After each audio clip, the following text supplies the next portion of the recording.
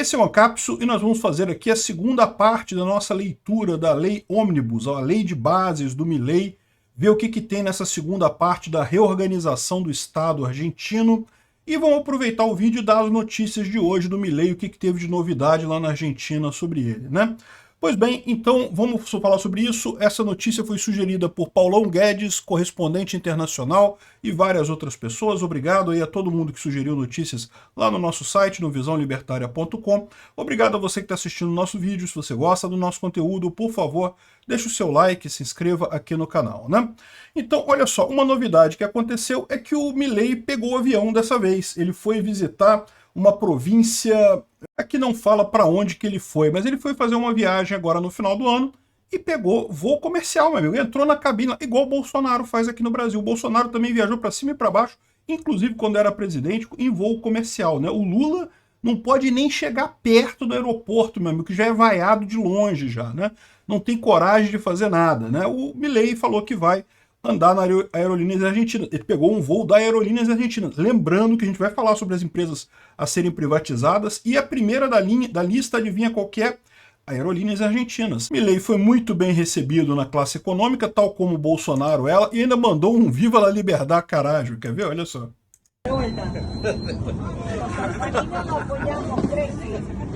Todos nos apoyamos, todos nos apoyamos. Decilo de vuelta, Presi, decilo de vuelta. ¿Otra vez? Dale. ¡Viva la libertad, carajo! ¡Viva! ¡Viva la libertad, carajo! ¡Viva! ¡Viva la libertad, carajo! ¡Viva! Gracias. A vos, presidente. Bacana, né? Manda uma mensagem legal, ele tá propondo, ele sabe que a Argentina vai passar por uma fase difícil, não é difícil, o cold turkey, né, como eles chamam, né, quando você é viciado em imprimir dinheiro para cortar esse vício, ele sabe que a Argentina vai passar por dificuldade, muita gente na Argentina vai passar dificuldade, ele está dando um exemplo voando de classe comercial, né? E outra coisa que vale a pena falar também é que na proposta, a gente vai ver isso mais adiante, ele tá, as medidas que eles colocaram acabou a limitação de voos na Argentina. Qualquer empresa do mundo pode voar voos comerciais na Argentina e, da mesma forma, voos internacionais, então pode oferecer voos internacionais na Argentina e voos diretos São Paulo-Bariloche ou Madrid-Mendonça, sem ter que passar por Buenos Aires primeiro. Tem uma lei hoje que obriga isso, você tem que passar por Buenos Aires. Enfim, acaba com o limite de voos por rota e quem pode voar aonde for, livre mercado, meu amigo. Se tiver companhia demais oferecendo voo numa rota, uma vai acabar saindo porque não está dando lucro, né? Enfim, e também as empresas passam a ser livres para definir o preço. Acaba com a absurda lei de teto, de piso de preços. O que acontece na Argentina? Surgiram empresas mais baratas por lá. Só que isso prejudicava aerolíneas argentinas, né? Empresas de baixo custo. Aqui no Brasil tem também, tem a Azul. É que aqui no Brasil é tanto imposto que acaba que mesmo reduzindo não reduz muita coisa. Mas em outros países do mundo, né, você tem empresas de baixo custo que realmente cai o valor da passagem. E daí lá eles tinham um piso de preço, não podia cobrar menos do que tanto para não prejudicar aerolíneas argentinas, né? Então acabou com isso também. Agora é livre mercado, meu amigo. É por isso que o pessoal das aerolíneas argentinas não quer aceitar esse troço, porque sabe que vai quebrar essa empresa, né? Mas tá corretíssimo, pô. A empresa tá lá, tem aviões e coisa e tal. Se ela se fizer um enxugamento grande, se for para iniciativa privada, ela consegue sobreviver. Vai ter que fazer ajustes, né? Enfim, muito bacana isso daqui. Outra coisa importante de lembrar é o seguinte, nesse projeto, na lei Ômnibus, ou lei de bases do Milei, né, tem uma previsão de que se o Congresso não quiser aprovar ela, que isso vai para plebiscito, que o povo argentino vai votar essa lei, né? E, olha só, 59% votam a favor dessa lei. Impressionante. É maior do que o número de pessoas que votou no Milei. O Milei terminou com 55%. Aqui quase 60% votou a favor da lei, diz que votaria a favor da lei se ela fosse colocada. O que mostra que o pessoal viu que o Milei está indo no caminho certo, né? E outra coisa que teve também foi a mensagem de fim de ano dele. Ele está dizendo que esse pode ser o ano em que deixaremos para trás o modelo coletivista e que nos fez pobres e abraçaremos novamente o modelo da liberdade que nos fez o país mais rico do mundo, né? Então essa foi a mensagem de fim de ano do Milei lá na Argentina. Eu não vou tocar ela toda aqui, são 7 minutos, é meio longa, mas basicamente é isso daí, fez o pronunciamento dele, né? Bom, vamos continuar então a nossa série aqui analisando a lei de bases lá do Milei. A gente chegou a falar sobre a emergência e reorganização administrativa, né? A primeira parte era justamente sobre a decretação da emergência, que dá poder ao governo de emitir uma série de leis e decretos que têm que ser validados pelo Congresso depois, mas já começam a valer imediatamente. E um dos objetivos, ele deixou claro, é justamente a reorganização administrativa. Ele pretende fazer um monte de mudanças dentro do Executivo lá, faculta-se ao Poder Executivo Nacional reorganizar a administração pública nacional, pondo em efeito uma série de medidas aqui, regular e concentrar em marcos regulatórios a organização e funcionamento da infraestrutura, implementar a melhora da profissionalização da carreira administrativa dos agentes da administração pública nacional, centralizar, fundir, transformar a tipicidade jurídica, organizar, dissolver ou suprimir órgãos e entidades descentralizadas criados por norma no alcance da lei. Enfim, aqui lista tudo que ele pretende mudar e fala aqui, ó, suprimir recursos próprios da administração central, ou seja, cortar dinheiro de todas as coisas estabelecidas em lei, salvo aquelas destinadas às províncias.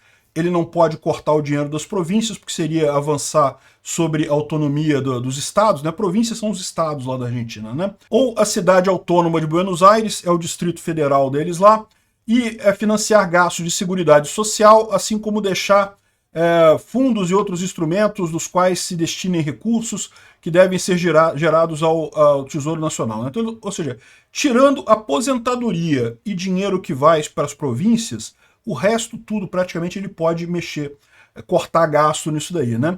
E privatizar atividades relacionadas a uma série de coisas aqui. Aí vem logo o item seguinte, né? Privatização de empresas públicas. Declaração sujeita a privatização nos termos dos efeitos da lei tal lá de reforma do Estado, que justamente visa dizer, botar empresas para vender. Como é que ele pretende fazer isso? Ele abriu o capital dessas empresas, todas vão se tornar empresas SA, então qualquer um pode comprar as ações dessa empresa, em determinado momento o governo vai vender uma parte dessas ações. É um modelo que o Brasil fez para privatizar, por exemplo, a Eletrobras aqui no Brasil, né? O governo pode até continuar como sócio, mas vai ser sócio minoritário com as ações que ele não conseguir vender. E quais empresas serão privatizadas? Anexo 1. Tá aqui o anexo 1. Anexo 1 é esse daqui, ó. Empresas públicas sujeitas à privatização. Meu amigo, olha que coisa linda, cara. Olha que lindo isso aqui, ó. Administração de portos, Aerolíneas Argentinas, é a segunda da lista aqui. Empresa Argentina de Soluções de Satélite, Águas e Saneamentos Argentino, deve ser empresa de saneamento lá. Banco da Nação Argentina, é o Banco do Brasil deles lá, já vai privatizar, meu amigo, acaba com esse troço aí. E Banco de Inversão e Comércio Exterior, Casa da Moeda. Enfim, tem algumas coisas aqui que eu não vou saber o que significa especificamente, mas tem um monte de empresa aqui. Energia Argentina deve ser uma empresa de distribuição de energia elétrica ali. Ferrocarriles Argentino deve ser o VLT ou o metrô, talvez, ou trem, não sei. Enfim, um monte de empresas aqui, né? E no final da lista toda aqui, ó, no final da lista, o que tem aqui, ó? YPF SA, meu amigo. YPF, para quem não sabe, é a Petrobras deles lá. Botou a Petrobras para privatizar. 2 semanas de governo botou a Petrobras para privatizar. Pô, Bolsonaro, tô começando a ficar com segundos pensamentos. E tu podia ter feito essa porra, hein? Podia ter copiado o Milei e botado a porra toda para privatizar de uma vez. Olha que lindo isso, né? Muita coisa mesmo aqui. Praticamente todas as empresas aqui, né? Aí ele fala aqui, ó, para o caso das outras empresas que não foram especificadas nesse artigo, né?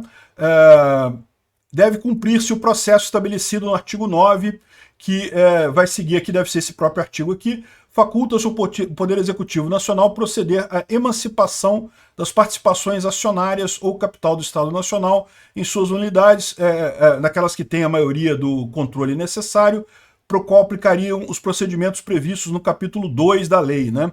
Então ele está falando aqui que vai ter um capítulo 2 aqui que, enfim, que define como é que vai ser a privatização dessas outras empresas que não aquelas ali, né? Bom, depois tem uma parte aqui, o capítulo 3 é a política de qualidade regulatória, né? E aqui ele fala de uma coisa muito importante que eu acho que a gente podia aproveitar isso no Brasil, hein? O pessoal que é deputado aqui no Brasil podia fazer um negócio desse tipo. Olha só, Política de qualidade regulatória. O Poder Executivo Nacional deverá implementar uma política de qualidade regulatória para a administração pública nacional, que inclua simplificação, digitalização, até aí tudo bem, né? Mas toda regulamentação requererá uma análise de impacto regulatório, que inclua a avaliação de se os custos justificam os benefícios daquela lei ou daquele regulamento, né? Isso é uma coisa que eu falo sempre. O pessoal aqui no Brasil adora lei, acha que lei resolve problemas. Lei não resolve problema nenhum. Lei só tem custo. Toda lei tem custo, não importa o quão boa ela seja, o quão necessária ela seja, ela tem um custo. E muitas vezes a coisa é uma coisa tão específica, tão rara, tão pouco provável, que aquele custo acaba sendo só o único propósito da lei. A lei só vai ter o custo, não vai ter o benefício no final das contas, né? Então aqui, ó, no final das contas, tem que ter os custos, os impactos daquela lei, daquela regulamentação. Se aquela regulamentação não for economicamente viável, se ela não justificar a existência dela, ela não pode existir, né? Eu acho que isso tinha que ser até acima disso daqui, deveria ter isso na lei também. Qualquer lei que o Congresso aprova deveria ter uma avaliação se vale a pena ter aquela lei. Porque o problema todo é esse, né? Veja, aqui no Brasil, aliás, em qualquer país com positivismo, né, que é a maior parte deles do mundo, você não pode dar desculpa de que não conhece a lei. Então, em tese, se você descumpre uma lei, você é culpado por isso. Agora, repara o que acontece. Todo dia tem lei nova sendo criada. Aqui no Brasil, a cada 7 minutos, na média, né, tem uma lei nova sendo criada em algum ente da federação. União, estados ou municípios. Então, caramba, imagina, a cada 7 minutos tem uma lei nova. Cara, nem advogado consegue conhecer todas as leis do Brasil. É impossível, meu amigo. Nem advogado conhece tudo. Imagina o cidadão normal. Então, assim, é quase certo que você está descumprindo uma lei e não sabe. E você não pode alegar isso contra o governo não te diz isso.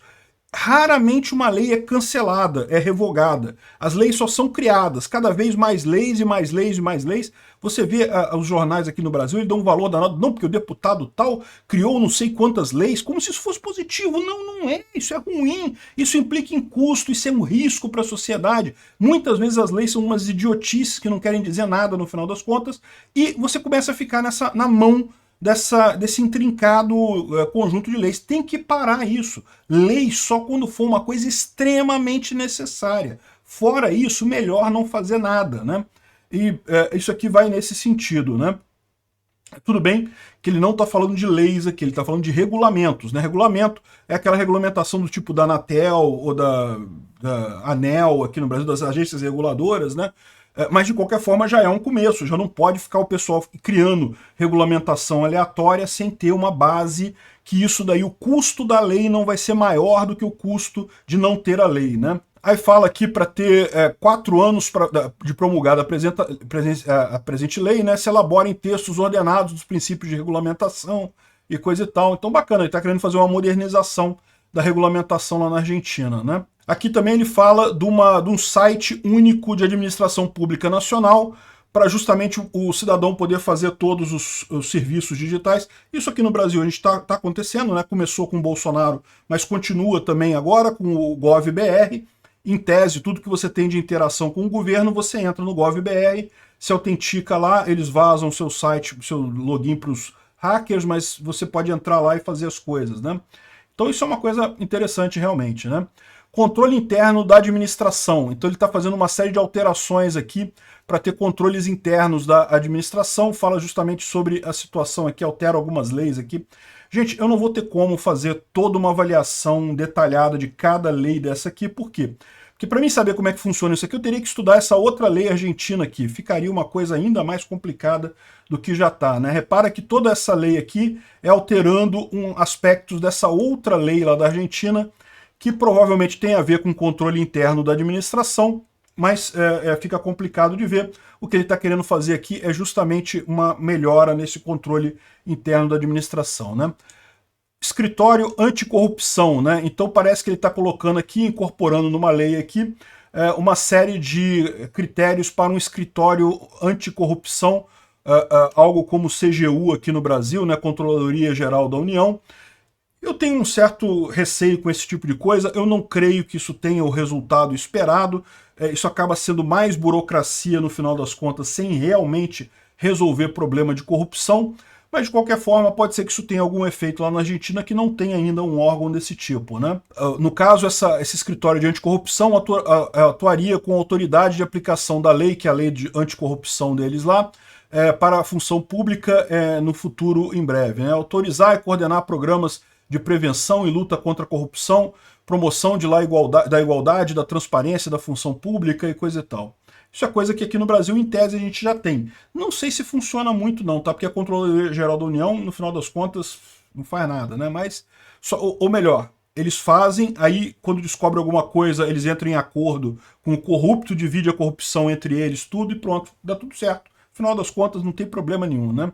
Aqui no capítulo 6 ele fala sobre a atividade política na função pública. Então, basicamente, ele proíbe que os escritórios, que as entidades lá na Argentina usem bens públicos para promoção pessoal. Aqui no Brasil também já tem alguma coisa assim. Vocês sabem, o prefeito não pode inaugurar uma ponte, por exemplo, e botar o nome dele lá. Não pode, porque justamente seria uma função eleitoral disso daí, né? Então eles estão aqui limitando esse tipo de coisa, excelente, né? Ele fala aqui sobre solução de controvérsias, conciliação, arbitragem e esse tipo de coisa. Isso aqui é uma coisa muito interessante, mediação, arbitragem e coisa e tal, contratos vigentes. Eu vou deixar para falar isso no próximo vídeo, porque aqui entra numa área que é bem interessante, que é o Poder Judiciário, né? Tem alterações também nisso daí, embora eu suspeite que isso daqui ele vai fazer como uma coisa à parte, uma coisa prévia fora do Poder Judiciário, mas vamos falar sobre isso no próximo vídeo. Obrigado por assistir o vídeo até o final. Além de curtir, compartilhar e se inscrever no canal, considere se tornar patrocinador com valores a partir de R$ 1,99. Clique no botão Seja Membro abaixo para saber as condições e vantagens de patrocinar o canal. Mais informações sobre o nosso projeto, visite nossos sites indicados na tela.